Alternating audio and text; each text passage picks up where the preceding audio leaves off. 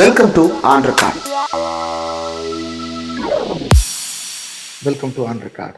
கர்நாடகாவில் இருந்து வெளிவந்து கொண்டிருக்கக்கூடிய செய்திகளை நம்ம தொடர்ந்து பார்த்து கொண்டிருக்கிறோம்.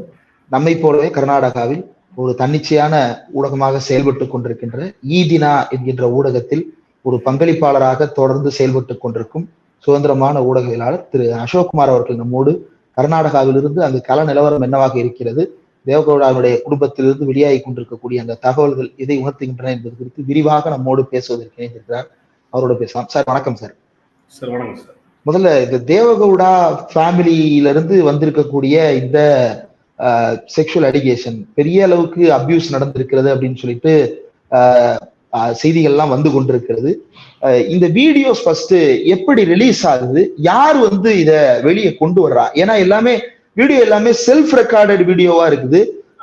90% வீடியோக்குள்ள அவருடைய முகம் இல்ல. ஒரு சில வீடியோக்கள்ல மட்டும்தான் அவருடைய அரை முகம் மட்டும் தெரியுது. 90% வீடியோக்கள்ல முகம் இல்ல. அப்ப இந்த வீடியோஸை யாரு வெளியே கொண்டு வர்றாங்க? இந்த இஷ்யூ எப்படி பிரேக்கப் ஆச்சு? சார், இது நேத்து வரைக்கும் இந்த வீடியோக்களை வெளியே கொண்டு வந்தது யாருன்னு நேத்து நைட் வரைக்கும் தெரியாம இருந்தது. ஆனா இன்னைக்கு காலையில ஒரு அப்ரூவர் ஆயிருக்காங்க. எஸ்ஐடி இப்போ இந்த கேஸை இன்வெஸ்டிகேஷன் பண்றதுக்கு state government SI team create பண்ணிருக்காங்க. அந்த டீம் முன்னால ஒருத்தன் அப்ரூவ் ஆயிருக்கான். அவன் யாருன்னா ஒரு 10-15 வருஷமாவே ஹெச்டி ரேவண்ணா, அதாவது ஹெச்டி தேவேகவுடாவோட பையன். அவங்க பையன் தான் பிரஜ்வல் ரேவண்ணா. இப்ப இந்த செக்ஸ் ஸ்கேண்டல்ல மாட்டி இருக்கிறது பிரஜ்வல் ரேவண்ணாவோட ஹெச்டி ரேவண்ணாவோட பையன் பிரஜ்வல் ரேவண்ணா. அவங்க வீட்டுல 10-15 வருஷமா கார் டிரைவரா இருந்த ஒருத்தன் கார்த்திக் அப்படின்னு. அவன் கார் டிரைவர், அவனையும் அடிச்சு அவனோட நிலத்தை புடுங்கிருக்காங்க. அவனையும் அவன் வைஃபையும் அடிச்சு ஹெச்டி ரேவண்ணாவும் பிரஜ்வல் ரேவண்ணாவும் அவங்க நிலத்தை புடுங்கி அவங்க பேருக்கு எழுதி வச்சிருக்காங்க. இது 3 வருஷமா அவன் அவங்க மேல கேஸ் போட்டு ரொம்ப போராடி இருக்கான். ஆனா இவனால எதுவும் பண்ண முடியல. ஒரு கீழ்த்தட்டு சமுதாயத்துல இருந்து வந்தவங்க, இவ்வளவு பெரிய ஆளுங்களை, அதிகார மையத்துல இருக்கிறவங்கள எதுவுமே பண்ண முடியாது நம்ம சிஸ்டம்ல அப்படிங்கிறது நான் சொல்லி உங்களுக்கு புரிய வேண்டியது இல்லை. ஆனா இவன் 3 வருஷத்துக்கு முன்னால ஹெச்டி ரேவண்ணா வீட்டுல டிரைவர் வேலையை விடுறதுக்கு முன்னால ஒரு நாள் இந்த பிரஜ்வல் ரேவண்ணா போத மயக்கத்துல இருக்கும்போது அவன் மொபைல் இருக்கிற எல்லா வீடியோவையும் தன்னோட மொபைலுக்கு காப்பி பண்ணிக்கிட்டு தான் அவன் சொல்றான். அண்ட் காப்பி பண்ணிக்கிட்டது இல்லாம ஹாசனா தொகுதியில பிரஜ்வல் ரேவண்ணா இந்த ஹெச்டி ரேவண்ணா குடும்பத்துக்கு ஒரு மிகப்பெரிய ஆப்போசிட் டீம் யாருன்னா பிஜேபியில இருந்து தேவராஜே கவுடா அப்படின்னு. அவரு பிஜேபியோட அங்கத்தில் இருக்கிற லோக்கல் லீடர். இவன் இவங்க எதிரா இருக்கிற லீடரா இருக்காரு. இவரு தேவராஜ கவுடா பெரிய லீடரா இருக்காரு பிஜேபியில. இவரை போய் பார்த்து நம்ம ஆதங்கத்தையும் நம்ம பாதிக்கப்பட்ட நம்ம நிலைமையும் சொன்னா இவரால நம்மளுக்கு ஏதாவது ஒரு லாபம் கிடைக்கலாம், இவரால நம்மளுக்கு நியாயம் கிடைக்கலாம் அப்படின்னு சொல்லி இந்த கார்த்திக்ங்கிற டிரைவர் தேவராஜ கவுடாவுக்கிட்ட போய் இந்த மாதிரி சொல்றாரு. ஆனா இந்த மாதிரி என்னோட நிலத்தை அடிச்சு அபகரிச்சிட்டாங்க, புடுங்கிட்டாங்க, கேஸ் போட்டிருக்கேன். ஆனா போலீஸே அவங்களுக்கு தான் சப்போர்ட்டிவா இருக்காங்க, என் கேஸ் ஒன்றும் இல்லாம போயிடுச்சு, பி ரிப்போர்ட் போட்டாங்க, எனக்கு ஏதாவது ஹெல்ப் பண்ணுங்க அப்படின்னு சொன்னப்போ, நான் உனக்கு ஹெல்ப் பண்ணப்பா எதன் அடிப்படையில் நான் உனக்கு ஹெல்ப் பண்றது அப்படின்னு கேட்டப்ப அவன் சொல்லியிருக்கான், இந்த மாதிரி அந்த பையன் நிறைய பொண்ணுங்களோட பாலியல் வன்புறுவு பண்ணியிருக்கான், உடலுறவு வச்சிருக்கான், நிறைய பொண்ணுங்களோட வீடியோ கால்ல செக்ஸ் பண்ணியிருக்கான், அந்த வீடியோ எல்லாம் என்கிட்ட இருக்குதுன்னு சொன்னப்போ தேவராஜா கூட கேட்டிருக்காரு. இவனும் நம்பி அதை கொடுத்துருக்கான். அந்த வீடியோவை வச்சுக்கிட்டு தான் தேவராஜ கவுடா லாஸ்ட் டிசம்பர்ல பிஜேபியோட அமித்ஷாவுக்கும், பிஜேபி சென்ட்ரல் லீடரான அமித்ஷாவுக்கும் ஸ்டேட் பிரசிடென்ட், அதாவது எக்ஸ் சிஎம்மோட பையன் தான் இப்ப இங்க பிஜேபியோட ஸ்டேட் பிரசிடென்ட் பிஒய் விஜயேந்திராவுக்கும் ஒரு லெட்டர் எழுதுறாரு. இந்த மாதிரி நிறைய பொண்ணுங்களோட உடல் உறவு வச்சுட்டு ஒரு பெரிய செக்ஸ் ஸ்கேண்டல்ல பிரஜ்வல் ரேவண்ணா மாட்டியிருக்காரு. அவனுக்கு சம்பந்தப்பட்ட நிறைய வீடியோஸ் எங்கிட்டயே இருக்குது. இந்த வீடியோக்கள் ஆப்போசிட் லீடர்களான காங்கிரஸ் லீடர்ஸ் கையிலையும் இது இருக்கு. ஒருவேளை நாளைக்கு நீங்க ஜேடிஎஸோட கோயிலேஷன் பண்ணிக்கிட்டு கூட்டணி வச்சுக்கிட்டு பிரஜ்வல் ரேவண்ணாவை இங்க ஒரு கூட்டணி கட்சி ஒரு கேண்டிடேட்டா நீங்க அனௌன்ஸ் பண்ணா தொகுதியில மிகப்பெரிய அடிவிலும், நிறைய பேர் ஆப்போசிஷன் லீடருக்கு காங்கிரஸ்காரங்களே இந்த வீடியோவை எல்லாம் ரிலீஸ் பண்ணுவாங்க அப்படின்னு சொல்லி ஒரு லெட்டர் எழுதினான். அந்த லெட்டர் கைக்கு வந்த வாட்டியும் கூட பிஜேபி லீடர்ஸா இருக்கட்டும், ஜேடிஎஸ் லீடர்ஸா இருக்கட்டும், இதை பத்தி எந்த ஒரு நடவடிக்கையும் எடுத்துக்கிறது இல்லை.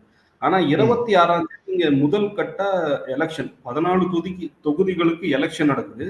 அதுல ஹாசனும் ஒரு தொகுதி. 26ஆம் தேதி எலெக்ஷன், ஏப்ரல் 26 எலெக்ஷன்.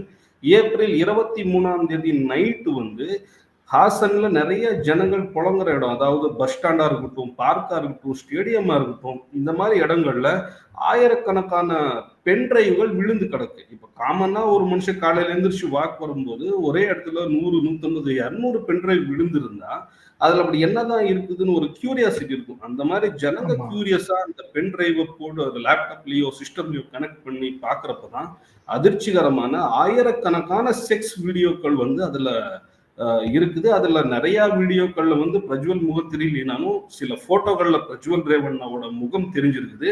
அண்ட் எல்லா ஜனங்களுக்கும் இது தெரிஞ்ச ஒட்டி சோஷியல் மீடியால பெரிய லெவல்ல பேசப்படுது.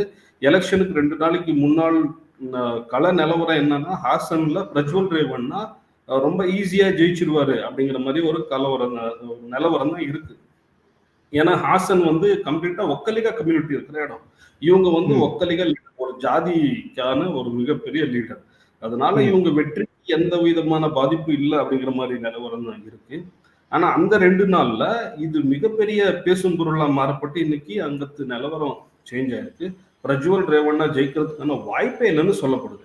ஆனா இந்த திட்டத்தை தீட்டினது யாருன்னா அந்த தேவராஜ கவுடா தான். இன்னைக்குதான் அது கிளியர் ஆயிருக்கு. அதாவது பிஜேபி லீடர்களுக்கு, அங்க இருக்கிற லோக்கல் லீடருக்கு ஃபர்ஸ்ட்ல இருந்தே ஜேடிஎஸ் கண்டா ஆவாது.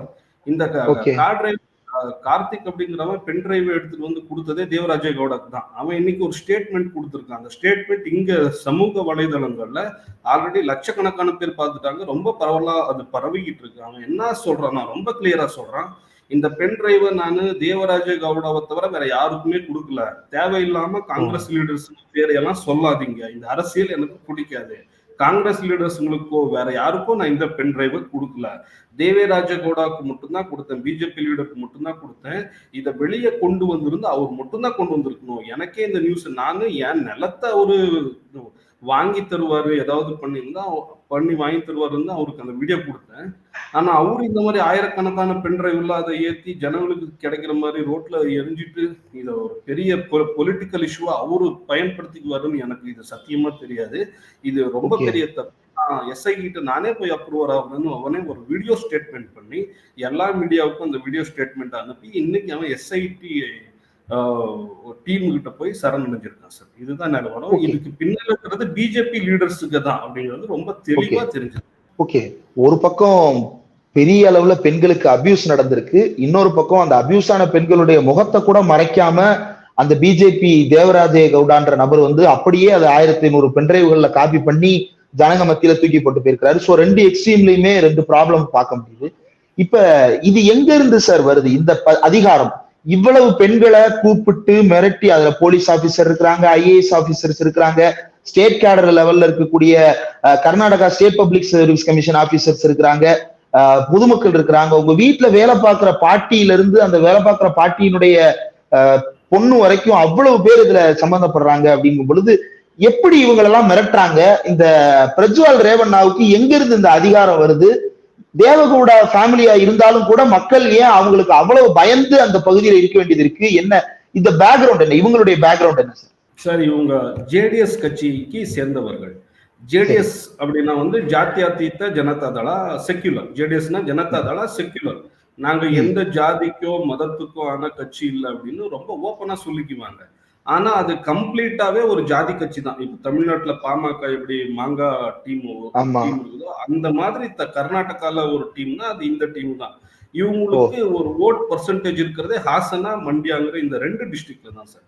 இந்த 2 டிஸ்ட்ரிக்ட்ல வந்து ஒக்கலிகா கம்யூனிட்டி, அதாவது கவுடா ஒக்கலிகா அப்படின்னு சொல்லுவாங்க. இந்த கம்யூனிட்டி ஓட் ஷேர் யாருக்கிட்ட இருக்குதோ அவங்க தான் ஜெயிக்க முடியும். கடந்த ஒரு 50 வருஷமா, அதாவது எக்ஸ் பிரைம் மினிஸ்டர் தேவேகவுடா எப்போ இந்த பாலிடிக்ஸுக்கு வந்து ஒரு பிரைம் மினிஸ்டர் ஆகிற அளவுக்கு அவ்வளவு பெரிய ஆளுமையா வளர்ந்தாரோ அப்பத்துல இருந்தே ஹாசனா மண்டியா வந்து ஜேடிஎஸ் கையில தான் இருக்கு. ஹாசனா மண்டியால பிஜேபிக்கு ஒரு கேடரே கிடையாது. ஒரு எம்எல்ஏவை கூட ஜெயிச்சுட்டு வர்றதுக்கு பிஜேபிக்கு அங்க ஒரு பேஸ் கிடையாது. அந்த ஒரு ஸ்ட்ரென்த் அவங்களுக்கு கிடையாது. ஆனா காங்கிரஸ்க்கு ஒரு அளவுக்கு ஸ்ட்ரென்த் இருக்கு. ஆனா அந்த காலத்துல வந்து காங்கிரஸும் ஜேடிஎஸும் அங்க வந்து ஒரு அட்ஜஸ்ட்மெண்ட் பாலிடிக்ஸ்ல தான் எப்பயுமே போகும். ஹாசன் மண்டியா அப்படின்னா அது தேவேகவுடா ஃபேமிலி தான். இங்க வேற யாரும் வர முடியாது. வேற யாரும் இங்க வளரவும் முடியாது அப்படிங்கிற மாதிரியான ஒரு நிலவரம் இருக்கிற டிஸ்ட்ரிக்ட். இந்த மாதிரி தமிழ்நாட்டிலேயும் ஒரு சில டிஸ்ட்ரிக்ட் இருக்கு, உங்களுக்கு நல்லாவே தெரிஞ்சிருக்கும். அந்த இடத்துல அந்த ஃபேமிலி தான்ப்பா, அந்த ஃபேமிலியை தவிர அந்த ஜாதியை தவிர வேற யாராலும் எதுவுமே பண்ண முடியாது. இப்ப பாருங்க, கர்நாடகால காங்கிரஸ் கவர்மெண்ட் இருக்கு. காங்கிரஸ் கவர்மெண்ட் இருந்தாலும் ஹாசனாவிலையும் மண்டியாவிலையும் இந்த தேவேகவுடா குமாரசுவாமி ஃபேமிலியை மீறி எதுவுமே பண்ண முடியாது, எதுவுமே பண்ண முடியாது. அந்த அளவுக்கு ஒரு மிகப்பெரிய ஆளுமை அந்த 2 டிஸ்ட்ரிக்ட்ல அவங்க வச்சிருக்காங்க. அண்ட் என்ன செஞ்சு இந்த ஹோல்டு எடுத்திருக்காங்க சார்? இப்போ அந்த கம்யூனிட்டியில இவ்வளவு இது இருக்கு, ஜாதியை வச்சு என்ன பண்றாங்க அவங்க? மற்ற ஜாதிக்காரங்களும் அங்க இருப்பாங்கல்ல, அவங்க இவங்களுக்கு எதிராக அந்த அளவுக்கு பெரிய போராட்டத்துல ஈடுபட்டு இருக்கணுமே, அப்போ அந்த மாதிரி என்ன நடக்குது? இல்ல சார், மண்டியாலையும் ஹாசன்லயும் 82% 83% வெறும் ஒக்கலிகா ஓட்டே தான். அந்த 2 டிஸ்ட்ரிக்ட்ல ஒக்கலிகா ஜாதியை தவிர வேற யாருமே கிடையாது. முஸ்லீம், தலித், மைனாரிட்டின்னு பார்த்தா கூட உங்களுக்கு அந்த ரேஷியோ வேற எந்த ஸ்டேட்லயும் எங்கேயுமே கிடையாது. ஒரு 8-10% வேற ரேஷியோ வேற ஜாதி இருந்தா பெரிய விஷயம் சார். அந்த அளவுக்கு. அப்ப இப்படி புரிஞ்சுக்கலாமா சார், மற்ற ஜாதிக்காரங்க அங்க இல்ல அப்படின்றத விட மற்ற ஜாதிக்காரங்க யாரையும் அந்த ஏரியாவுக்குள்ள இருக்க விடுறது இல்லன்னு புரிஞ்சுக்கலாமா? இல்ல, இது வேற டிபேட் சார். ஆக்சுவலி அந்த காலத்துல இருந்த இது ஆக்சுவலி வேற டிபேட். மண்டியால பல வருஷமாவே அந்த ஒக்கலிகா கம்யூனிட்டி தான் மண்டியாவை ஆழ்ந்துகிட்டு இருக்கிறதே. ஒக்கலிகா ராஜா காலத்துல இருந்த ஒரு பாளையக்காரம்பாங்க சார், சின்ன சமஸ்தானம். அந்த காலத்துல ஆசன் மண்டியா ஒரு சின்ன சமஸ்தானமா இருந்தது. அந்த காலத்துல இருந்தும் அங்க கவுடா ஒக்கலிகா கம்யூனிட்டி தான் 80%. மிச்ச 10-20% தான் வேற ஜாதி, வேற மொழி, வேற தர்மத்துக்காரர் இருப்பாங்களே தவிர 80% ஒக்கலிகா கம்யூனிட்டி தான் இருக்கும். அந்த காலத்துல 50 வருஷமாவே ஒக்கலிகா கம்யூனிட்டி என்னோட லீடர் இவரு அப்படின்னு பார்த்தது தேவேகவுடா தான். Deve Gowda ex prime minister. தேவேகவுடாவுக்கு அப்புறம் அந்த கட்சியை டேக் ஓவர் பண்றது அவரோட பையன் ஹெச்டி குமாரசுவாமி அப்படின்னு. அவரோட அண்ணன் பையன் தான் ஹெச்டி ரேவண்ணா. இந்த ஜேடிஎஸ் அப்படிங்கிற ஒரு பார்ட்டியே முழுக்க முழுக்க ஒக்கலிகா கவுடா கம்யூனிட்டிக்கான பார்ட்டி. அண்ட் இது ஒரு குடும்பத்தோட பார்ட்டி, இங்க வேற யாரோட வாய்ஸும் வராது. அந்த 2 டிஸ்ட்ரிக்ட்ல எந்த ஒரு எத்தனையோ கேஸ்கள் போலீஸ் ஸ்டேஷனுக்கே போவாது சார். குமாரசுவாமி வீட்லயோ இல்ல தேவேகவுடா வீட்லயோ உட்காந்து பேச்சுவார்த்தை பண்ணி அங்கேயே கட்ட பஞ்சாயத்து பண்ணி முடிச்சிருவாங்க. போலீஸ் ஸ்டேஷனுக்கு போவாது, எத்தனையோ கேஸ் கோர்ட்டுக்கு போவாது. நிறைய இந்த மாதிரி பாலியல் வன்கொடுமை கேஸுங்க நீங்க தமிழ்ல பார்த்திருப்பீங்க, நிறைய படத்துல எல்லாம் காட்டுவார் கேஸ் ரவிக்குமார். அங்கேயே உட்காந்து பஞ்சாயத்துல கட்ராத்தாலி அப்படின்னு சொல்லி ஒரு காமெடியான ஒரு கான்வர்சேஷன் நடக்கும்ல, அது உண்மையாலுமே நடக்கும். ஆசனா மண்டியா தொகுதியில நீங்க சினிமால பார்த்து நகைச்சுவையா சும்மா சிரிச்சுட்டு போவாங்க, உன் பொண்ணு கழுத்துல இவன் தாலி கட்டுவாண்டா அப்படி இப்படின்னு கேஸ் ரவிக்குமார் படம் எல்லாம் பார்த்திருப்பீங்க நீங்க நாட்டா. அந்த மாதிரியான ஒரு சீன், அந்த மாதிரியான ஒரு சீன் மண்டியா ஹாசன் டிஸ்ட்ரிக்ட்ல நீங்க ரொம்ப ரொம்ப காமனா பார்க்கலாம். ஆனா அதுக்கு எல்லாத்துக்குமே பின்னால இருக்கிறது இந்த குடும்பம் தான். எந்த கேஸு கோர்ட்டுக்கு போகாது, கட்ட பஞ்சாயத்து பார்த்து வீட்லயே பண்ணிடுவாங்க. அந்த அளவுக்கு ஜனங்க நடுவுலயே ஹோல்டு வச்சிருக்காங்க.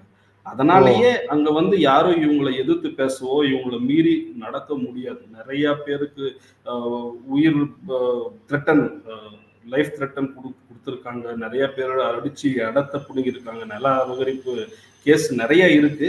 ஆனாலும் அந்த 2 தொகுதியில இந்த ஃபேமிலியை மீறி யாராலையும் எதுவுமே பண்ண முடியாது சார். ஒரு கவர்மெண்டாலேயே எதுவும் பண்ண முடியலன்னா நீங்க ஒரு சாமானிய மனுஷன் இங்க யாரும் கேள்வி கேட்க மாட்டாங்களா, இவங்களை எதிர்த்து யாரும் பேச மாட்டாங்களா அப்படிங்கிறது அது நடக்காத, நடைமுறையில சாத்தியமே இல்லாத விஷயம் சார் அந்த 2 தொகுதியை பொறுத்தவரை. அப்ப இவ்வளவு அதிகாரத்தையும் கையில வச்சுட்டு தான் இவங்களை மிரட்டி பணிய வைக்கிறாங்க. பெண்களை நீ என்னுடைய பெட்ரூம்க்கு வரணும், நீ இப்படி இருந்தாதான் நான் உனக்கு இதை செஞ்சு தருவேன் அப்படின்னு மிரட்டுறாங்க அப்படின்றத புரிஞ்சுக்கிட முடியுது. இப்ப இந்த பாதிக்கப்பட்ட பெண்கள் எவ்வளவு பேர் முன் வந்திருக்கிறாங்க? ஏன்னா கம்ப்ளைண்டா ரிஜிஸ்டர் பண்ணாம இத ப்ரொசீட் பண்றது அப்படின்றது ரொம்ப சிரமம். யாரெல்லாம் முன் வந்திருக்கிறாங்க இப்போ கம்ப்ளைண்ட்?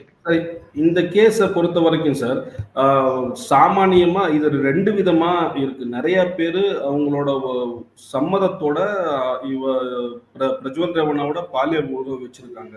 வீட்டு வேலைக்கு வர்றவங்க, இவங்க கட்சி தொண்டர்கள், அதாவது பஞ்சாயத்து லெவல்ல இருக்கிற கட்சி தொண்டர்களோட பிரசிடென்ட், வைஸ் பிரசிடென்ட், செக்ரட்டரி, இவங்களோட ஒய்ஃப், இவங்களோட பெண்களோட எல்லாம் பாலியல் உறவு வச்சிருக்கான். அண்ட் கர்நாடகா பாலிடிக்ஸையே அனலைஸ் பண்ண லாஸ்ட் ஒரு 30 வருஷமா கர்நாடகால பிஜேபி ஆட்சிக்கு வந்தாலும் காங்கிரஸ் ஆட்சிக்கு வந்தாலும் இவங்க சப்போர்ட் இல்லாம வர முடியாது. அதாவது இங்க மேஜிக் நம்பர் 113 மேஜிக் நம்பரை நீங்க ரீச் பண்ணணும்னா ஜேடிஎஸ் சப்போர்ட் இல்லாம பண்ண முடியாது. ஏன்னா ஜேடிஎஸ் மினிமம் கேரண்டி 30-40 சீட் அடிக்கக்கூடிய ஒரு கட்சி.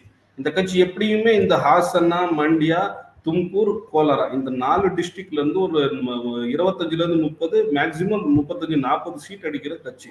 அதனாலேயே வந்து எப்பயுமே இவங்க வந்து ஒரு கோயிலேஷன் கவர்மெண்ட்ல ஒரு பார்ட்டா இருப்பாங்க. இவங்க அப்ப வந்து எக்ஸ் பிடபிள்யூடி மினிஸ்டரா இருந்தவர். இப்பதான் 136 சீட் எடுத்து காங்கிரஸ் வந்து தன்னிச்சையா ஒரு கவர்மெண்ட்டை ஃபார்ம் பண்ணியிருக்குது. ஆனா இதுக்கு முன்னால 2 டர்முக்கு வந்து ஜேடிஎஸோட இதுல கோயிலேஷன்ல தான் வந்து கவர்மெண்ட் ஃபார்ம் பண்ணாங்க காங்கிரஸ். அதனால இவங்க வீட்டுல எப்பயுமே எல்லாருமே மினிஸ்டராவே இருப்பாங்க. இவங்க சித்தப்பா வந்து எக்ஸ் சிஎம்மா இருந்தவர். அதனால நிறைய கவர்மெண்ட் எம்ப்ளாய் இப்ப பாத்தீங்கன்னா ஒரு எஸ்ஐ கூட கூட ஒரு உடல் உறவு வச்சிருக்காரு. போலீஸ் டிபார்ட்மெண்ட்ல, ரெவென்யூ டிபார்ட்மெண்ட்ல ஒரு ஆடிட்டர் வந்து ஒரு பெண்மணி வந்து இவர் கூட உடல் உறவு வச்சு இவங்களுக்கெல்லாம் வந்து நெக்ஸ்ட் நல்ல பொசிஷன் வாங்கி தரும். இவங்க மனசு வச்சா வாங்கி தரலாம். நிறைய பேருக்கு அந்த மாதிரி பண்ணியிருக்காங்க. நான் உனக்கு நல்ல ப்ரமோஷன் வாங்கி தரேன், டிபார்ட்மெண்ட்ல நல்ல போஸ்டிங் வாங்கி தரேன்னு ஆசை வார்த்தைகளை காட்டி அவங்கள வந்து தனக்கு தேவையான மாதிரி பயன்படுத்தியிருக்காங்க. அண்ட் சில வீட்டுக்கு வர இவங்க வீட்டுல 6 பேர் பெண்மணி பொண்ணுங்க வேலை செய்ய வராங்க சார். அவங்க வயசு 40ல இருந்து 50, 55 வருஷம்.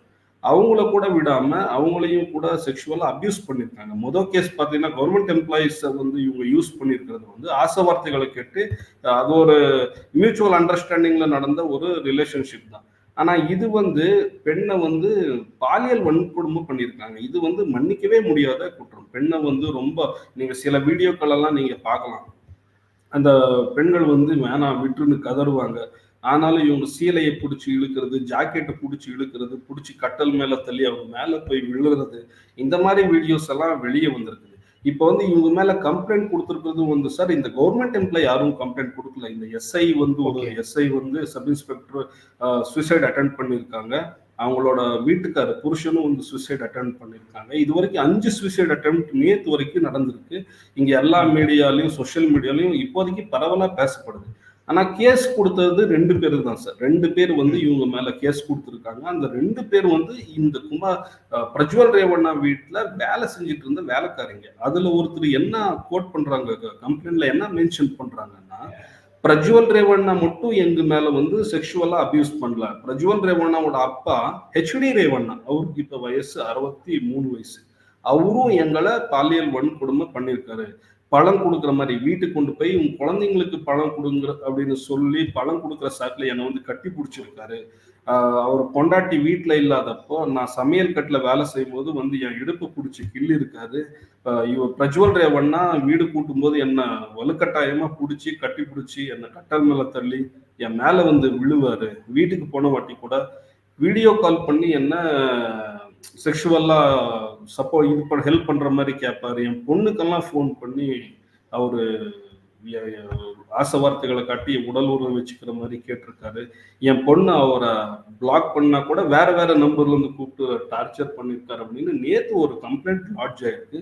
அந்த கம்ப்ளைண்ட் இப்போ எஸ்ஐடிக்கு டிரான்ஸ்ஃபர் பண்ணிருக்காங்க. எக்ஸ்ஐடி தான் இப்போ கம்ப்ளீட்டா அதை இன்வெஸ்டிகேஷன் பண்ணிட்டு இருக்கிறதுனால இந்த கேஸை வந்து இப்போ எஸ்ஐடிக்கு டிரான்ஸ்ஃபர் பண்ணியிருக்காங்க சார். அடுத்த கட்ட நடவடிக்கை இன்னைக்கு கூட எஸ்ஐடிக்கு வந்து இந்த வீடியோவை காப்பி பண்ண அவன் டிரைவர் கார்த்திக்குங்கிறவன் வந்து இன்னைக்கு வந்து சரணடைஞ்சிருக்கான்.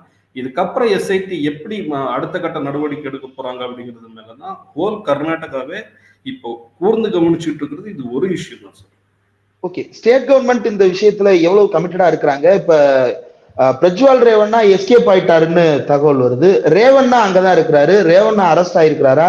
ஸ்டேட் கவர்மெண்ட் எவ்வளவு என்ன மாதிரியான நடவடிக்கைகள் இதுவரைக்கும் எடுத்துட்டு இருக்கு சார்? சார் இன்னைக்கு பிரியங்கா காந்தி ஒரு ஸ்டேட்மெண்ட் கொடுத்தாங்க. நீங்க கவனிச்சிங்களோ இல்லையோ தெரியல. பிரியங்கா காந்தி ஒரு ஸ்டேட்மெண்ட் கொடுக்குறாங்க. என்ன ஸ்டேட்மெண்ட்னா, என் பையன் வெளிநாட்டுல படிச்சுட்டு இருக்கான், என் பசங்க வெளிநாட்டுல படிச்சுட்டு இருக்காங்க, அவங்கள பார்க்க நான் வெளிநாட்டுக்கு போயிட்டு வர்றது வந்து அமித்ஷாவும் மோதியும் கிண்டல் அடிக்கிறாங்க வெளிநாட்டுக்கு போயிட்டு வர்றதை பத்தி. ஆனா பிரஜ்வல் ரேவண்ணா தப்பிச்சு வெளிநாட்டுக்கு போயிட்டான், இது உங்களுக்கு தெரியாம இருக்குமா அப்படின்னு ஒரு கேள்வி கேட்டிருக்காங்க சார். அதாவது 26ஆம் தேதி வந்து இங்க எலெக்ஷன் நடக்குது. 21ஆம் தேதி நீங்க பிரஜ்வல் ரேவண்ணா அப்படின்னு ஒரு ஃபேஸ்புக் பேஜ் எடுத்து பார்த்தா தெரியும். பிரஜ்வல் ரேவண்ணா வந்து எலெக்ஷன் கண்டெஸ்ட் பண்ணிருக்காரு. ஜேடிஎஸ் பார்ட்டில எலெக்ஷனுக்கு நிக்கிறாரு. 21ஆம் தேதி வரைக்கும் அவர் தொகுதியில எல்லா பக்கமும் பிரச்சாரத்துக்கு போறாரு.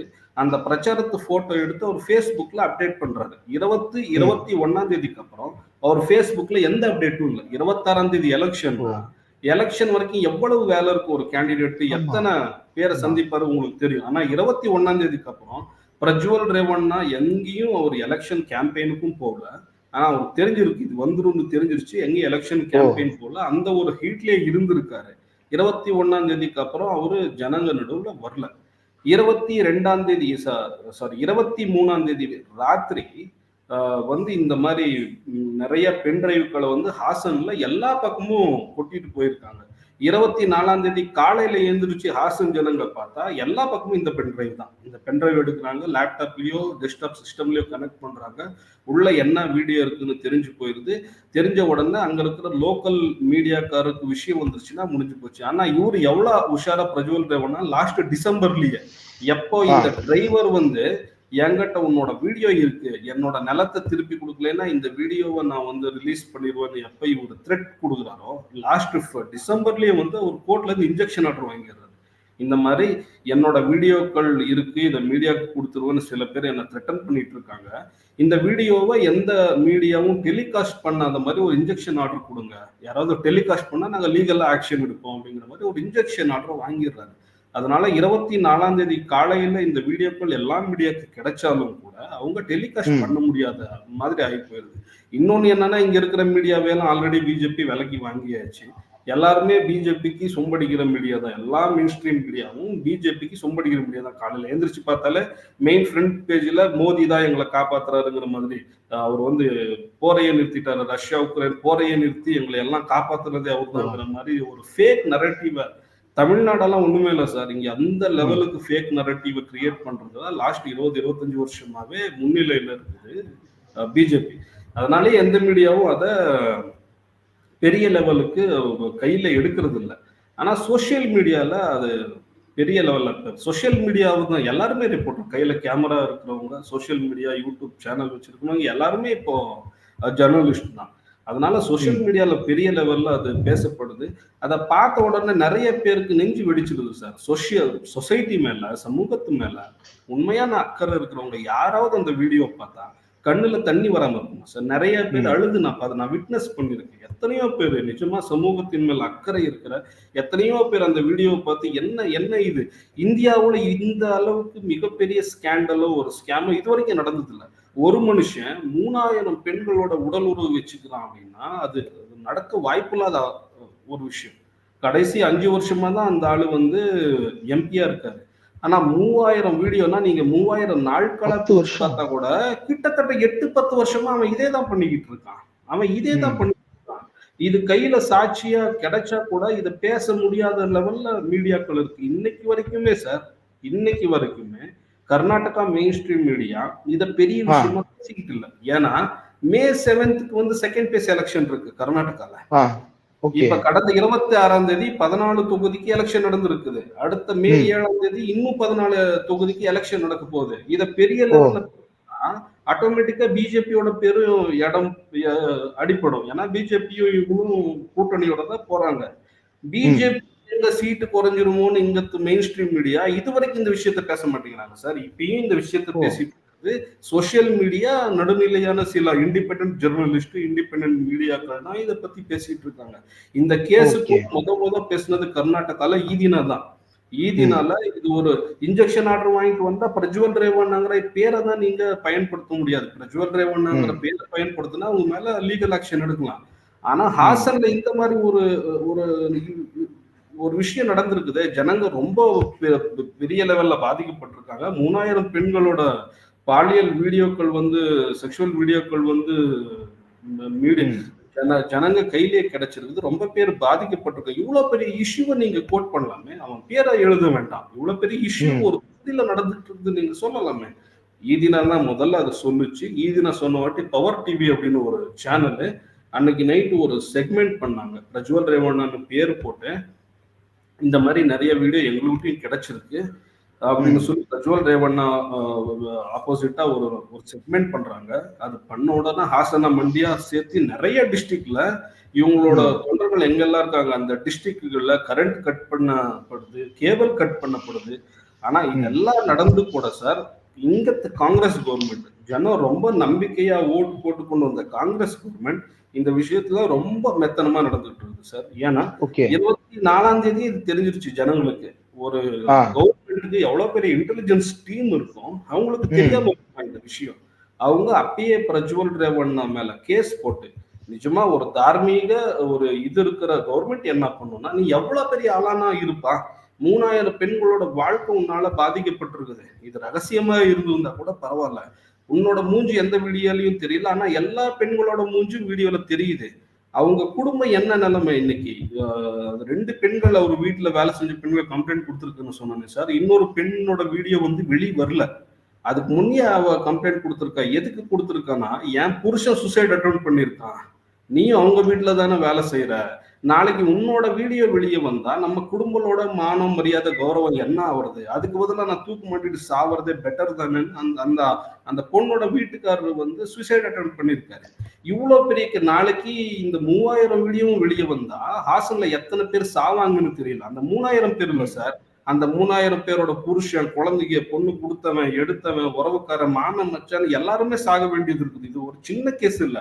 ஆனா இவ்வளவு பெரிய கேஸ எப்படி ஹேண்டில் பண்ணணும்னு கூட தெரியாத அளவுக்கு இங்க காங்கிரஸ் கவர்மெண்ட் இருக்குது அப்படிங்கிறது வந்து நிஜமாலுமே வெக்கத்துக்குரிய விஷயம். எலெக்ஷன் அன்னைக்கோ இல்ல எலெக்ஷன் நெக்ஸ்ட் டேவோ பிரஜ்வல் ரேவண்ணாவை இவங்களே ஒரு கேஸ் போட்டு சுமோட்டோ கேஸ் மாதிரி எடுத்துட்டு, யாரும் கேஸ் கொடுக்க வேண்டிய தேவையில்லை. இவ்வளவு பெரிய ஸ்கேண்டலுக்கு இவங்கள ஒரு சுமோட்டோ கேஸ் போட்டு அவனை விசாரணைக்கு கூப்பிட்டுருக்கலாம். ஆனா ரொம்ப விவரமா 27ஆம் தேதி அவனை ஜெர்மனிக்கு, ஒரு கவர்மெண்ட்டுக்கு தெரியாத சார், இவ்வளவு இன்டெலிஜென்ஸ் டிபார்ட்மெண்ட் இவங்க கையில இருக்கு, பிரஜ்வல் ரேவண்ணா வெளிநாட்டுக்கு போறானா இவங்களுக்கு தெரியாம போயிருப்பானா, இவங்களே பஸ் ஏற்றி ஃபிளைட் ஏற்றி அனுப்பி வச்சுட்டு 28ஆம் தேதி வந்து எஸ்ஐடி கொடுக்குறாங்க இந்த கேஸ். அதாவது பிரஜ்வல் ரேவண்ணா எஸ்கேப் ஆன நெக்ஸ்ட் டே எஸ்ஐடி வருது, இந்த கேஸை இன்வெஸ்டிகேட் பண்ணுது. அது விடுங்க, அது இன்னொரு பகுதி. ஆனா இந்த 2வது பொண்ணு ஒரு கம்ப்ளைண்ட் கொடுத்துருக்காங்க, வீட்டு வேலைக்காரன்னு சொல்லியிருந்தாங்க சார். அவங்க கம்ப்ளைண்ட் காப்பியில வந்து A1 பிரஜ்வல் ரேவண்ணா கிடையாது, ஹெச்டி ரேவண்ணா, அதாவது ரேவண்ணா அப்பாவும் என்ன பாலியலா வன்கொடுமை பண்ணா அப்படின்னு சொல்லி அந்த பொண்ணு கேஸ் கொடுத்துருக்கா. இப்ப இந்த கவர்மெண்ட்டுக்கு நிஜமா திராணி இருந்தா, இவங்களுக்கு முதுகெலும்பு இருந்தா ஹெச்டி ரேவண்ணாவே அரெஸ்ட் பண்ணும்ல. ஒருவேளை கவுடாஸ் ஓட்டு வந்து இதனால பாதிக்கப்படும் நினைச்சிட்டு ஆக்ஷன் எடுக்கிறதுக்கு தயங்குறாங்களா? கண்டிப்பா சார். கர்நாடகால எப்பயுமே 2 ஜாதி தான் ஒருத்தரோட தோல்வியும் வெற்றியும் கணிக்கிறது. 2 ஜாதி தான், ஒன்னு ஒக்கலிகா, இன்னொன்னு லிங்காயத்தா. ஒக்கலிகாலையும் சரி லிங்காயத்தா கேஸ்ட்லயும் சரி காங்கிரஸ்க்கு அவ்வளவு ஸ்ட்ரென்தனான ஒரு பேஸ் கிடையாது. லிங்காயத் கேஸ்ட் எப்பயுமே பிஜேபி கூட தான் நிற்கும், ஒக்கலிகா கேஸ்ட் எப்பயும் ஜேடிஎஸ் கூட தான் நிற்கும். இந்த அஹிந்த் அப்படின்னு சொல்லுவாங்க, அல்பசங்கியாத்தா, ஹிந்துலித்தா, தலித் அப்படின்னு. தலித் ஓட்டு, முஸ்லிம்ஸ் ஓட்டு விழலைன்னா இங்க காங்கிரஸ் கவர்மெண்ட் ஒண்ணுமே கிடையாது. எப்பயுமே வேற வேற கேஸ்ட்ல இருந்து கொஞ்சம் ஓட்டும் இந்த முஸ்லிம் தலித் ஓட்டு வச்சுதான் காங்கிரஸ் பொழப்பு நடந்துட்டு இருக்குது. ஒருவேளை இவங்க மேல கை வச்சா ஒக்கலிகா ஓட்டு எங்க எங்களுக்கு கைவிட்டு போயிருமோ அப்படிங்கிற ஒரு அச்சம் காங்கிரஸ் கவர்மெண்ட்டுக்கு கண்டிப்பா இருக்கத்தான் செய்யும். ஆனா இந்த மாதிரி கேஸ்ல நீங்க இதையெல்லாம் கவனத்துல வச்சுட்டு நீங்க கைவிட்டு கூடாது இல்லையா? ஒரு கல்பிரட்டுக்கு, ஒரு தப்பு செஞ்ச அக்யூஸ்டுக்கு நிஜமாலுமே நீங்க ஒரு தண்டனை கொடுக்கணும், பாதிக்கப்பட்டவங்களுக்கு நீங்க நியாயத்தை கொடுக்கணும். அப்படின்னா அவன் யாரா இருந்தாலும் நீங்க அவன் அரெஸ்ட் பண்ணி தானே ஆகணும். ஹெச்டி ரேவண்ணா இப்ப ஹாசன்ல தான் இருந்தாரு நேத்து வரைக்கும். இன்னைக்கு காலையில இருந்து அவரை காணும்னு நியூஸ் வந்துட்டு இருக்கு சார். ஹாசன்ல நேத்து வரைக்கும் ஹெச்டி ரேவண்ணா ஒரு வீட்டுல இருந்தாரு. நேத்து மத்தியானம் போய் பிரஸ்காரருக்கு போயிட்டு வாங்கியிருக்காங்க சார். அவர் வீட்டுல போய் இவ்வளவு பெரிய கேஸ் ஆயிருக்கு உங்க பையன் மேல, இதை பத்தி நீங்க என்ன சொல்றீங்கன்னு கேட்டா அந்த ஆள் என்ன சொன்னார் தெரியுமா? நீங்க நிஜமா ஷாக் ஆயிருவீங்க. இது வந்து புதுசான வீடியோ இல்லம்மா, இதெல்லாம் 4-5 வருஷத்துக்கு பழைய வீடியோ. ஒரு பெண் மைக் பிடிச்சது, ஒரு பெண், அந்த பெண்ணுகிட்ட அவர் சொல்றாரு, இதெல்லாம் புது வீடியோ கிடையாதுமா, எதுக்கு இவ்வளவு அடிச்சுக்கிறீங்க, 4-5 வருஷத்துக்கு பழைய வீடியோ, அதுக்கு போய் இப்ப பேசிட்டு இருக்கீங்க அப்படின்னு சொல்றாரு அந்த ஆளு. அப்படின்னா நீங்களே கவனிச்சு, அந்த ஆளு அப்ரூவ் ஆயிட்டாரு, நேத்தே அப்ரூவ் ஆயிட்டாரு. அந்த வீடியோல இருக்கிறது என் பையன் தான், 4 வருஷத்துக்கு பழைய வீடியோ, எனக்கு தெரியும் அந்த வீடியோ எல்லாம் இருக்கிறது அப்படிங்கிறத இன்டைரக்டா அந்த ஆள் நேத்தே சொல்லி அப்ரூவ் ஆயிட்டான். ஆனாலும் அந்த ஆளை இது வரைக்கும் எதுக்கு அரெஸ்ட் பண்ணல ஒரு கவர்மெண்ட்? ஜனங்களுக்கான கவர்மெண்ட் அப்படின்னா நீங்க அரெஸ்ட் பண்ணும் தானே சார். நீங்க கர்நாடகா பாலிடிக்ஸை கவனிச்சு பாருங்க சார், நீங்க கூகுள் பண்ண தெரிஞ்சிடும். லாஸ்ட் 35 வருஷமா இவ்வளவு பெரிய மேண்டேட் ஜனங்க யாருக்குமே தரல. பிஜேபியோட ஹேட் ஸ்பீச், ஹேட் பாலிடிக்ஸுக்கு ரொம்ப ரொம்ப வருத்தப்பட்டுதான் இங்க ஜனங்க 136 சீட் இந்த வருஷம் காங்கிரஸ் கொடுத்துருக்காங்க. இது வரைக்கும் காங்கிரஸ்க்கு 136 சீட்டு. கடைசி 40, அதாவது இந்திரா காந்தி ஏரா சொல்லிட்டு இருக்குது சார். இந்திரா காந்தி ஏராவுக்கு அடுத்து காங்கிரஸ்க்கு கர்நாடகால இவ்வளவு சீட் இந்த வருஷம் தான் கொடுத்துருக்காங்க. எதுக்கு கொடுத்துருக்காங்கன்னா பிஜேபியோட சகவாசமே போதும். இவங்க ஹேட் ஸ்பீச், ஹேட் பாலிடிக்ஸை தவிர வேற எதுவுமே செய்ய மாட்டாங்க. இங்க டெவலப்மெண்ட்னா இவங்களுக்கு என்னன்னே தெரியாது அப்படிங்கிறதுனாலயே ஜனங்க, அதுலயும் இந்த ஒக்கலிகா லிங்காயத்து நான் என்ன சொன்னேன், இவங்கெல்லாம் ஓட்டு போட்டதுனால தான் சார் இந்த கவர்மெண்ட்டே வந்தது. ஏன்னா 136 சீட்டு வரும்னு இவங்க கனவுல கூட எண்ணி பார்க்கல. 60-70 சீட்டுக்கு மேல தாண்ட மாட்டாங்க. 70 சீட்டு வாங்கி ஜேடிஎஸ் கூட கோயிலேஷன்ல தான் காங்கிரஸ் அப்பயும் கவர்மெண்ட் வரும். ஆனா இந்த தடவை ஒரு சுதந்திர கவர்மெண்ட் வந்தும் இவங்க தன்னிச்சையா ஒரு கவர்மெண்ட்டை கிரியேட் பண்ணி கூட இந்த கேஸ்ல இவங்க நடவடிக்கை எடுக்கலைன்னா இவங்களை எப்படி நம்புறது? வேற எந்த கேஸ்ல நடவடிக்கை எடுப்பாங்க சார்? இப்ப இதுல ஒரு பக்கம் மக்களுக்கு காங்கிரஸ் மேல ஒரு பெரிய நம்பிக்கை இருந்துதான் ஓட்டு போட்டிருக்காங்க. காங்கிரஸ் இந்த நம்பிக்கையை காப்பாற்ற வேண்டும். இன்னொரு பக்கம் அந்த பிஜேபியினுடைய மனநிலை சார், நடுவுல பாதிக்கப்பட்ட பெண்கள், அவங்களுக்கு நிச்சயமாக நீதி கிடைக்க வேண்டும். அந்த பெண்களும் தைரியமாக தங்கள் உயிரை மாய்த்து கொள்ளக்கூடிய முடிவை எடுக்காமல் தவறு செய்தவருக்கு தண்டனை பெற்று தருவதற்காக, இன்னும் பெண்கள் பாதிக்கப்படாமல் இருப்பதற்காக நிச்சயமா அவங்க முன் வந்து கம்ப்ளைண்ட் கொடுக்கணும். ஆனா இந்த பிஜேபியினுடைய மைண்ட் செட் வந்து எனக்கு ரொம்ப பெரிய கேள்வியா இருக்கு சார். அந்த பெண்களுக்கு நீதி கிடைக்கணும்னு இவங்களுக்கு தோணவே இல்லையா? அந்த வீடியோ லீக் பண்ணா இந்த பெண்களுடைய நிலை என்ன ஆகுன்றதை யோசிக்கவே இல்லையா? இதை போய் போலீஸ் ஸ்டேஷன்ல ஒரு கம்ப்ளைண்டா ஃபைல் பண்ணி அல்லது கோர்ட்ல வந்து ஒரு ரிட்டா ஃபைல் பண்ணி இப்படியான ஒரு விஷயம் நடக்குது அப்படின்னு சொல்லி நடவடிக்கை எடுக்காம தேர்தல்ல இவன் தோத்தா போதுன்ற லெவல்ல தான் இந்த பென்ட்ரைவ் லீக்கிங் நடந்திருக்குதா? இது பேராசை சார். பிஜேபி மாதிரியான ஒரு பார்ட்டி கிட்ட இருந்து இவ்வளவு சென்சிபிளான ஒரு ஒரு ரியாக்ஷனை எதிர்பார்க்கறதே வந்து பேராசைன்னு தான் நான் கருதுறேன் சார். ஏன்னா பிஜேபினாலே பாரதிய ஜனதா பார்ட்டின்னு ட்ரெண்ட் பண்ணி விட்டதே நீங்க தான், தமிழ்நாட்டுக்காரர் தான். கர்நாடகாலையும் அதுக்கு குறைந்த அளவுக்கு ஒண்ணு இல்லை. இது எவ்வளவு சென்சிட்டிவான கேஸ் நீங்க யோசிச்சு பாருங்க. 3000 பெண்களோட வீடியோ இருக்குன்னா இது எவ்வளவு சென்சிட்டிவான கேஸ். இதை எவ்வளவு சென்சிட்டிவா ஹேண்டில் பண்ணும். ஆனா பிஜேபிக்கு அவ்வளவு சென்சிட்டிவ் நேஷனல் விட கிடையாது. ஒரு பிரைம் மினிஸ்டரே அவ்வளவு சென்சிட்டிவ் இல்ல. காங்கிரஸ் ஆட்சிக்கு வந்தா இந்துக்களோட தாலியெல்லாம் எடுத்து முஸ்லீம் கிட்ட கொடுத்துருவாங்க அப்படின்னு ஒரு இன்சென்சிட்டிவா பேசக்கூடிய ஒரு பிரைம் மினிஸ்டர் இருக்கிற கட்சியில அவங்க கீழே இருக்கிற தொண்டர்களும் வேற வேற ஸ்டேட்ல இருக்கிற லீடர்கிட்ட இருந்து நீங்க இவ்வளவு சென்சிட்டிவான ஒரு ரியாக்ஷனை, சென்சிட்டிவா ஒரு கேஸை ஹேண்டில் பண்ற ஒரு விதத்தை நீங்க எதிர்பார்க்கறதே வந்து பேரரசு. இந்த தேவராஜேகவுடா நிஜமாலுமே அவன் மனுஷனா இருந்தா, பிஜேபியோட லோக்கல் லீடர் அவன் ஜேடிஎஸ், அவன் லைஃப் பூரா ஜேடிஎஸ் பழி வாங்கணும்னு இந்த மைண்ட் செட்லயே தான் இருந்தானே வெளிய அவங்களுக்கு பாதிக்கப்பட்ட பெண்களுக்கு ஒரு நியாயத்தை வாங்கி கொடுக்கணும். இவ்வளவு பெரிய ஒரு செக்ஷுவல் அபியூஸ் பண்ணிருக்கிறான். அவன் வந்து ஒரு சைக்கோ சார், ஒரு சைக்கோ பண்ற. இப்போ நிறைய பேர் உடல் உறவு வச்சுக்கிறாங்க. இப்போ சுப்ரீம் கோர்ட்டே சொல்லுது 2 பேரை மியூச்சுவலா ஒரு உறவு வச்சுக்கிட்டா அதுல வந்து தப்பு இல்லைன்னு. நிறைய பேருக்கு இல்லீகல் அஃபேர் இருக்கு, அதை வந்து நம்ம மறுக்க முடியாது. ஆனா 3000 பேர் கூட இல்லீகல் அஃபேர் வச்சுக்கிறான் அப்படின்னா அவனை சைக்கோ, ஒரு செக்ஷுவல் சைக்கோன்னு சொல்லாம வேற வழி இல்லை. அவ்வளவு ஒரு சைக்கோ இவன். நிஜமா பெண்களுக்கும் அந்த சைக்கோ பெண்களுக்கு நியாயம் வாங்கி கொடுக்கணும், அந்த சைக்கோவை தண்டிக்கணும்னா இவன் என்ன பண்ணிருக்கணும், ஒரு கேஸ் இவனே லான்ச் பண்ணிருக்கணும். ஒரு சீக்ரெட்டா இந்த வீடியோக்குள்ள சம்பந்தப்பட்ட அதிகாரிகளுக்கு போலீஸுக்கு கொடுத்துருக்கணும். இத இன்வெஸ்டிகேஷன் பண்ண சொல்லி அவன் கோர்ட்லயே போய் ஒரு கேஸ் போட்டிருக்கான் இல்லையா? இத பத்தி அவன் லாஸ்ட் டிசம்பர்லயே வந்து ஸ்டேட் பிரசிடென்ட்டுக்கு லெட்டர் எழுதுறான். இந்த மாதிரி 3000 பெண்களோட உடல் உறவு வச்சிருக்கிற வீடியோ என்கிட்ட இருக்கு பிரசிடென்ட் சார், நீங்க இதை பத்தி ஒரு டிசிஷன் எடுங்க, இவங்க கோயிலேஷன்ல இருந்து வெளியே வாங்கன்னு ஸ்டேட் பிரசிடென்ட் விஜயேந்திரா அப்படிங்கிறவருக்கு வந்து ஒரு லெட்டர் எழுதுறாரு. விஜயேந்திராவது என்ன பண்ணிருக்கணும், கூப்பிட்டு உட்கார வச்சு பேசி இந்த கோயிலேஷன் வேணாம், இது மிகப்பெரிய ஸ்கேண்டல், இதை பத்தி இது நடந்த ஒரு இன்வெஸ்டிகேஷன் நடந்தே ஆகணும்னு கவர்மெண்ட்டுக்கே அவங்க எழுதியிருக்கலாம். காங்கிரஸ் கவர்மெண்ட் இதை பத்தி தலையிட்டு இதை ஒரு கேஸா எடுத்துக்கோங்க, பாதிக்கப்பட்டவங்களுக்கு நீங்க நியாயம் வாங்கி கொடுங்கன்னு ரொம்ப சீக்ரெட்டா இதை வந்து இவங்க முடிச்சு விட்டுருக்கலாம். ஆனா இவங்களுக்கு அது தேவையே இல்லை. பிஜேபி லாஸ்ட் 10 வருஷமா எப்படியாவது பண்ணி ஹாசன்லயும் மண்டியாலையும் நம்ம ஒரு பேஸ் எடுத்துடணும், ஒரு கேண்டிடேட்டையாவது நம்ம ஜெயிச்சுட்டு வந்துடணும் அப்படிங்கிற ஒரு இதுல இருக்கிறவங்க இவங்க வந்து வேற என்ன பண்ணுவாங்க, எப்படியாவது ஜேடிஎஸ் கவுத்தே ஆகணும்னு இவங்களே பிளான் பண்ணிருக்கிறது தான் சார். நீங்க சரியா கவனிச்சு பாத்தீங்கன்னா பிஜேபி ஜேடிஎஸ் கோயிலேஷன் என்ன இங்க கர்நாடகால நடந்திருக்கு. கர்நாடகால இருக்கிற எந்த பிஜேபி லீடருக்கும் இதுல வந்து சம்மதம் கிடையவே கிடையாது. நாங்க பல வருஷமா ஜேடிஎஸ் கூட போராடிக்கிட்டு இருக்கோம், ஜேடிஎஸ் எதிரணியில போராடிக்கிட்டு இருக்கோம். நாம அவங்க கூட போய் கோயிலேஷன் பண்ணிட்டா ஜனங்களை நம்மள எப்படி நினைப்பாங்க, அவங்க வந்து செகுலர்ன்றாங்க, நாம வந்து ஹிந்து முஸ்லீம் பாலிடிக்ஸை விட்டு நம்மளுக்கு வேற எதுவுமே தெரியாது, இது எப்படி இது ஒரு கள்ள தொடர்பு தானேன்னு அவங்களே சொல்லியிருக்காங்க. ஆனா அமித்ஷாவும் மோடியும் தான் இது பண்ணியே ஆகணும். இந்த கொயிலேஷன் பத்தி டிசிஷன் எடுத்ததே மோடி அமித்ஷா தான். அவங்க ஆனா இந்த லெட்டர் அந்த டிரைவர் கொடுத்த அந்த லெட்டர், அதுக்கப்புறம் அந்த லோக்கல் பிஜேபி காரர் எழுதின லெட்டர் அமித்ஷாவுக்கு போயிருக்கு. அதுக்கப்புறம் தான் கொயிலேஷன் முடிவே பண்றாங்க. அதுக்கப்புறம் தான் முடிவே பண்றாங்கன்னா நீங்களே கவனிச்சுக்கோங்க சார். மொத்த நாடே நம்ம கையில தானே இருக்கு. நாம பார்த்து எழுதுறது தானே சட்டம். எவன் நம்மள மீறி என்ன பண்ணிட போறாங்கிற ஒரு குருட்டு தைரியம் தான் இத்தனைக்கும் காரணம்.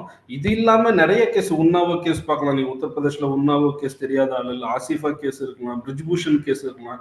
எத்தனை வீராங்கனைகள் ரோட்ல இறங்கி போராடினாங்களே சார், அவங்களுக்கு என்ன நியாயம் கொடுத்தாங்க பிஜேபி? இத்தனை கேஸையும் ஹேண்டில் பண்ண நாம ஆசனா கேஸை ஹேண்டில் பண்ண மாட்டோமா அப்படிங்கிற ஒரு குருட்டு தைரியம் தான். ஆனா இப்போ இது எல்லாமே ஒரு கைமீறி போயிருச்சு. இப்போ அடுத்த கட்டமா மே 7ஆம் தேதி இன்னொரு 14 டிஸ்ட்ரிக்ட் தொகுதிகளுக்கு எலெக்ஷன் வரப்போகுது. இது ரிவர்ஸ் அடிக்க போகுது. பிஜேபிக்கு கேரண்டி இது மிகப்பெரிய பாதிப்பாக இருக்க போகுது. இன்னைக்கு வேற வழி இல்லாம அமித்ஷா இன்னைக்கு ஸ்டேட்மெண்ட் கொடுத்துருக்காரு சார். இந்த மாதிரி கேஸ் ஆப்போசிஷன் இதை ஒரு முஸ்லீமோ காங்கிரஸ் லீடரோ இதை பண்ணியிருந்தா பெரிய லெவல்ல பேசியிருப்பாங்க. ஆனா முந்தா நேத்து கர்நாடகாவுக்கு எலெக்ஷன் பிரச்சாரத்துக்காக வந்த மோடி இதை பத்தி பேசவே இல்லை. ஆனா இன்னைக்கு மீடியாவும் சோசியல் மீடியாவும் மிகப்பெரிய லெவல்ல இது பேசிட்டு இருக்கிறதுனால வேற வழி இல்லாம இன்னைக்கு அமித்ஷா கர்நாடகாவுக்கு ஒரு ஸ்டேட்மெண்ட் கொடுத்திருக்காரு. என்ன ஸ்டேட்மெண்ட்னா, பிரஜ்வல் ரேவண்ணா பண்ணது தப்பு, அவர் பண்ண தப்புக்கு சட்ட ரீதியா என்ன தண்டனை ஆகுமோ அது கண்டிப்பா ஆகுங்கிற மாதிரி ஒரு ஸ்டேட்மெண்ட் கொடுத்திருக்காரு. ஆனா இவங்க மனசு வச்சாதான் உக்ரைன் போரே நிறுத்துறாங்களே, ரேவண்ணாவை ஜெர்மனில இருந்து கூட்டிட்டு வரதுன்னா உங்களுக்கு பெரிய விஷயமா? ஆனா அதெல்லாம் பண்ண மாட்டாங்க, அதை பத்தி எல்லாம் பேசவும் மாட்டாங்க. ஆனா இது ஒரு பிஜேபி ஜேடிஎஸ் இந்த கொயிலேஷன் இந்த டைம்ல பிஜேபிக்கு ஒரு மிகப்பெரிய பாடமா இருக்கும் சார். இது வரைக்கும் பிஜேபி ஒரு வாஷிங் மிஷின் கட்சியா தான் இருந்துச்சு.